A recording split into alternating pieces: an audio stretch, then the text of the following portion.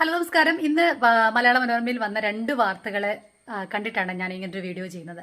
നമ്മുടെ എല്ലാ വീടുകളിൽ ഹരിതകർമ്മസേന മിക്കവരുടെയും വീടുകളിൽ സാധനങ്ങൾ കളക്ട് ചെയ്യാൻ വരാറുണ്ട്. നമ്മൾ തരംതിരിച്ചിട്ട് മാലിന്യങ്ങൾ കൊടുക്കുന്നവരായിരിക്കാം ചിലർ. ഞാൻ അങ്ങനെ തരംതിരിച്ച് മാലിന്യങ്ങൾ കൊടുക്കാറുണ്ട്. പലർക്കും പലപ്പോഴും അറിയില്ല നമ്മൾ എന്തൊക്കെ സാധനങ്ങളാണ് കൊടുക്കാൻ പറ്റാവുന്നത്, അല്ലെങ്കിൽ നമുക്ക് പ്രകൃതിക്ക് ഇണങ്ങുന്നതല്ലാത്ത രീതിയിൽ നമ്മുടെ കയ്യിലുള്ള പഴയ യൂസ് ചെയ്തിട്ടുള്ള ചപ്പലുകൾ, തുണി, പ്ലാസ്റ്റിക് സാധനങ്ങൾ, നമുക്ക് ഡിസ്പോസ് ചെയ്യാൻ പ്രയാസമുള്ള നമ്മുടെ ചില്ല്, കുപ്പികൾ, ബൾബുകൾ, ഇങ്ങനത്തെ സാധനങ്ങളൊക്കെ തരംതിരിച്ച് തെർമോക്കോള് അങ്ങനത്തെ സാധനങ്ങളൊക്കെ കൊടുക്കാമെന്ന് പലർക്കും അറിയില്ല. അപ്പം ചില വീടുകളിൽ ചെല്ലുന്ന സമയത്ത് ചിലരെ യൂസർ ഫീ കൊടുക്കും, സാധനങ്ങളൊന്നും കൊടുക്കില്ല. ചിലർ യൂസർ ഫീയും കൊടുക്കത്തില്ല, സാധനങ്ങളും കൊടുക്കത്തില്ല. ചിലർക്ക് അറിയില്ല എന്തൊക്കെ തരത്തിലുള്ള സാധനങ്ങളാണ് ഇവർക്ക് കൊടുക്കാൻ പറ്റുന്നതെന്ന് പലർക്കും അറിയില്ല.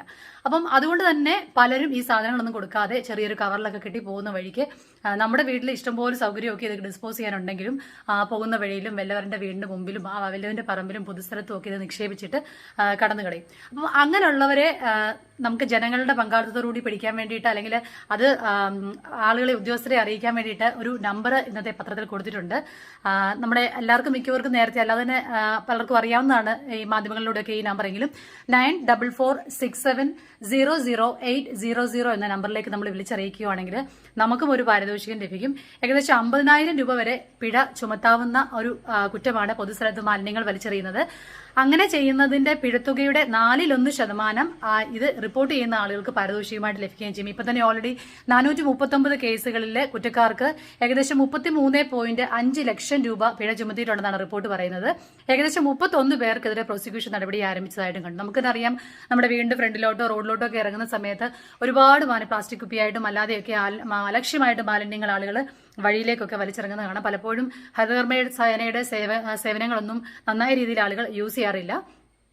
പലയിടങ്ങളിലും ഹരിതകർമ്മസേന പല സാധനങ്ങളും കളക്ട് ചെയ്തില്ലെന്ന് കംപ്ലൈന്റും കേൾക്കാറുണ്ട്. അതായത് തെർമോകോൾ അല്ലെങ്കിൽ ചെരുപ്പ്, പഴയ ബാഗൊന്നും കളക്ട് ചെയ്തില്ലെന്ന് പലരും കംപ്ലൈന്റ് പറയുന്നത് കേട്ടിട്ടുണ്ട്. ഞങ്ങളിവിടെ എല്ലാ സാധനങ്ങളും കളക്ട് ചെയ്യാറുണ്ട്, അതുകൊണ്ട് നിങ്ങൾ തരാതരം തിരിച്ചു വെച്ചിട്ട് വരുന്ന സമയത്ത് കൊടുക്കാറുണ്ട്.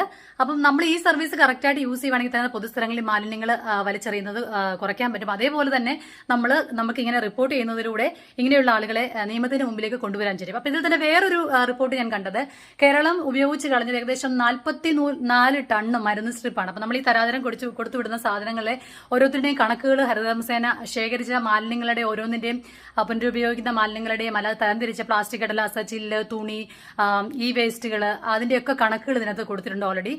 ഏകദേശം ഹരിതകർമ്മസേനയ്ക്ക് യൂസർ ഫീൽഡിലൂടെ കൂടി കിട്ടിയത് 395 കോടി രൂപയാണെന്ന് കൊടുത്തിട്ടുണ്ട് ഇതിനകത്ത്.